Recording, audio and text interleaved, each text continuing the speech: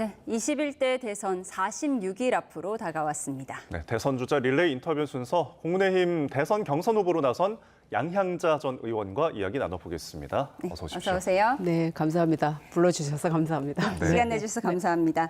네, 어제 미디어데이가 있었고 오늘 비전 발표하고 오신 거죠? 네, 바로 왔습니다. 굉장히 바쁘실 텐데 국민의힘 입당과 함께 대선 출사표를 던지신 셈인데요. 왜 꼭 국민의힘에서 대선 후보로 나와야 했는지 말씀해 주시죠.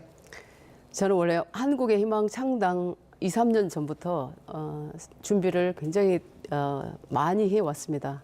제가 해야 될 일은 국정 운영의 중심이 되는 그런 일을 하고자 준비를 했었고, 근데 이제 총선을 앞두고 개혁신당과 합당을 해서 총선을 치른 상황인데, 이 조기 대선이 열리면서 사실 국가 위기에 대한 굉장히 저는 무서움을 느꼈습니다. 거기서 제가 해야 될 일이 이쪽 보수를 재건하는 뉴 보수의 길을 가는 길이 제가 해야 될 일이라고 제 스스로가 확신을 갖고 국민의힘에 입당을 했고, 물론 이제 권유와 추천도 있었지만 제가 저의 할 일을 규정을 한 거죠. 네. 네. 결국은 이제 의원님만의 새로운 보수를 만들고 싶다 이렇게 들리는데, 바로 직전 소속이었던 이제 개혁신당에서는 어떤 그 꿈을 펼치기가 좀 어려우신 점이 있었을까요? 개혁신당이 만약에 지금 그 조기 대선이 아니라 그러면 할 수 있는 어떤 시간적 여유가 있었겠죠. 그러나 지금은 굉장히 위기의 상황이기 때문에 개혁신당에서 한국의 희망의 그런 가치와 비전과 목표와 철학을 실현하기는 지금은 굉장히 어렵다, 이런 판단을 했었습니다. 그럼에도 불구하고 이준석 의원과는 뭐 좋은 뜻으로 함께 할 것입니다. 네. 잘 지내고 계신다, 네. 이런 뜻으로 네. 받아들이겠습니다. 네. 사실 민주당에서 정치 입문을 하셨잖아요. 그리고 개혁신당을 거치셨고 지금 국민의힘에 입당해서 대선 출사표를 던지셨는데, 사실 우리나라 환경에서 당적을 여러 차례 바꾸는 것에 대해서는 곱지 않은 시선도 있거든요. 이 부분도 극복하셔야 할 것 같아요. 저는 당적을 제 의지대로 바꾼 거는 첫 번째입니다. 네. 한국의 희망 창당은 당연히 제가 대표로 창당을 했었고, 개혁신당은 합당을 했었고, 이제 첫 번째인데, 저는 국가를 위한 일을 제가 스스로 그 일이 제 일이라고 생각하면 저는 당적은 별로 문제가 안 됩니다. 뭐 100번이고 1000번이고 당적은 바꿀 수 있다, 저는 그렇게 생각합니다. 네. 앞서서 양 후보님이 이제 국민의힘의 절실한 호남표를 더 가져오겠다라고 네. 말씀을 하셨는데, 사실 국민의힘은 호남에서 그렇게 지지세가 높다는 평가를 받지 못하는 정당인데, 그러면 기존의 후보님을 응원하고 지지하셨던 지지자 중에 일부가 실망감을 좀 표할 수도 있고요. 이런 부분은 좀 어떻게 생각하십니까? 호남인들의 특징은 나라를 구하는 이 양무 호남 시무 국가에 대한 자부심이 있습니다. 네. 그런데 이 위기 상황에서 아무리 국민의힘이 이렇게 보수의 붕괴를 가져왔다 해도 그 보수의 재건을 위해서는 아마 양양자를 써야 된다라고 생각을 했을 겁니다. 적지에 보내서 나라를 구하라, 이런 말씀을 하실 것 같습니다. 그리고 분명 비판과 비난과 조롱도 많습니다.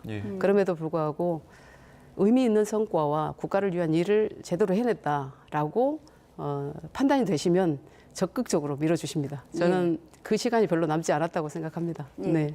후보님이 예전 인터뷰에서 윤석열 전 대통령의 비상계엄 선포가 내란이다, 이렇게 명확히 규정을 하셨는데, 사실 국민의힘 내부에서는 이 비상계엄과 내란이라는 단어를 동급으로 놓고 얘기하는 것을 굉장히 꺼려하는 의원들도 많이 계시거든요. 이 부분도 넘어야 할 산이라고 느껴집니다. 어떻게 극복하실 예정이세요?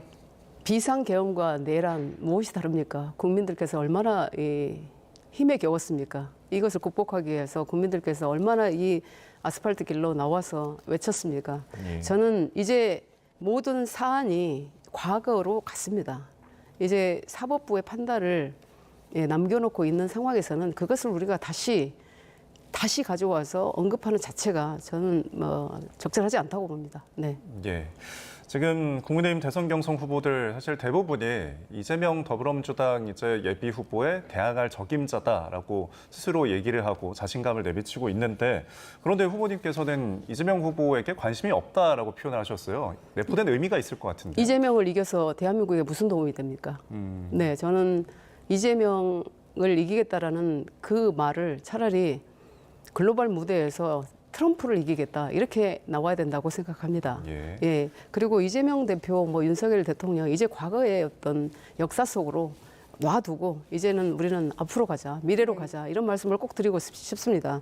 지금 그 트럼프 대통령이 H20을 중국에 수출하는 것을 이게 제재했지 않습니까? 이럴 때 우리 대한민국에 미치는 영향이 무엇인지 과연 어떤 지도자가 그걸 설명할 수 있고 어떤 지도자가 트럼프한테 가서 이거를 설명할 수 있겠습니까? 예. 저는 양양자밖에 없다고 생각합니다. 네. 네.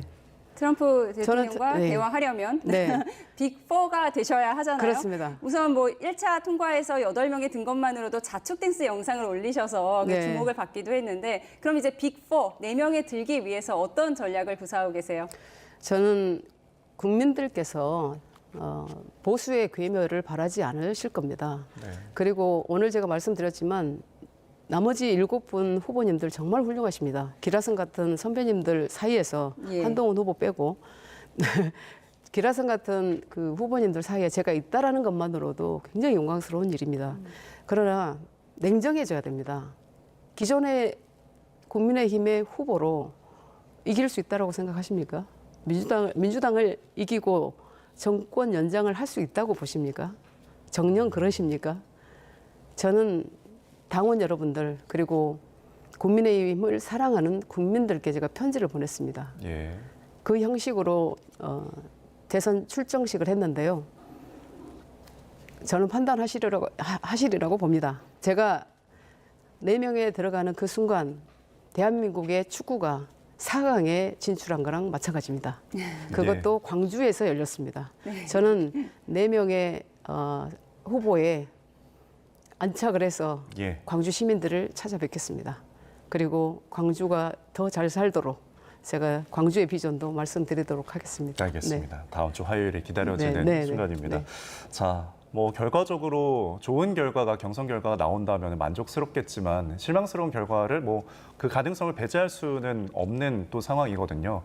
어떤 결과가 나오든 국민의힘과 앞으로 계속 동반을 하시고 동행을 하시는 건가요? 저는 보수와 진보의 가치가 병립을 해야 대한민국이 앞으로 나아간다라고 보고 있습니다. 예.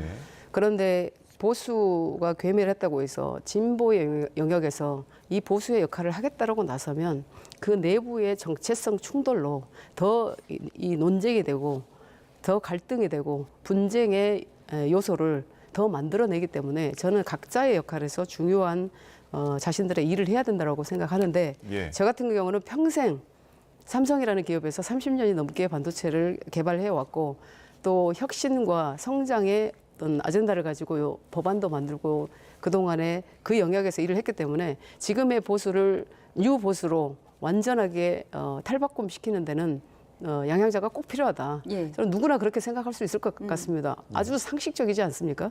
네. 그러니까 경선 결과에 상관없이 국민의힘과는 계속 동행해 나갈 것이다. 이렇게 들어도 되겠습니까? 새로운 보수의 길로 오실 분들을 함께 하겠습니다. 예. 네. 예. 그럼 전에 소속됐던 개혁신당 이준석 의원과 잘 지내고 계시다라고 네. 말씀을 하셨어요. 네. 그럼 지금 좀 어려운 대선 국면에서 어떤 단일화의 가교 역할을 할 수 있다. 이렇게 받아들여도 되겠습니까?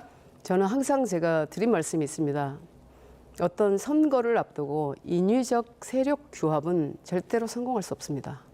네, 아무리 이준석 후보가 이 국민의힘과 단일화를 해준다 해도 새로운 가치와 새로운 보수의 역량을 보여주지 않으면 저는 불가능하다고 봅니다. 예. 그래서 우리 할 일에 집중해야 된다. 예. 다른 사람이 도와주기를 바라는 그런 구걸 정신을 좀 이제는 넘어가야 된다, 건너가야 된다 이렇게 말씀드립니다. 네. 네. 그리고 후보님께서 강조하셨던 삼성전자의 임원, 네. 여성 임원 출신 늘 따라붙는 이제 수식어인데 여기 이제 공약을 자세히 보니까 우리나라를 또 구체적으로 3년 안에 네. AI 세계 1위 강국으로 만들겠다라고 하셨어요. 네. 어떤 부분에 대해서 좀 힘을 주실 건가요?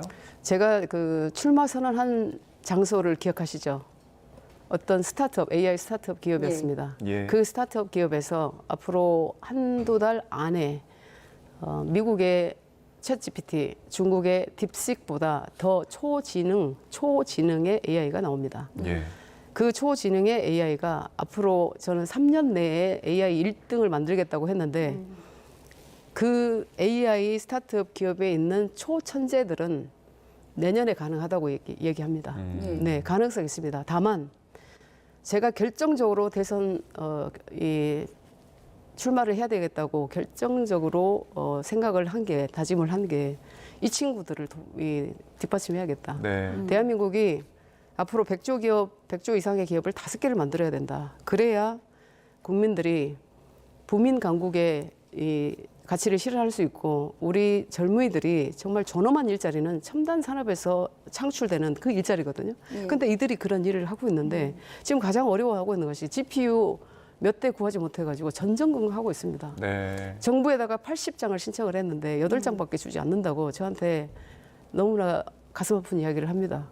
무엇을 하고 있습니까, 우리? 예. 네. 그래서 저는 100조 기업 5개는 이들이 AI에서 이제 만들어준다. 지금 예. 반도체가 2개를 만들었습니다. 예. AI에서 만들고 앞으로 모빌리티, 바이오, 또 로봇 여기서 수많은 100조 기업이 나올 수 있도록 뒷받침하겠습니다. 예. 알겠습니다. 후보님이 쫓는 가치가 실현되길 바라겠습니다. 네. 지금까지 국민의힘 대선 경선 후보 양향자 전 의원과 함께했습니다. 오늘 말씀 고맙습니다. 고맙습니다. 고맙습니다. 네.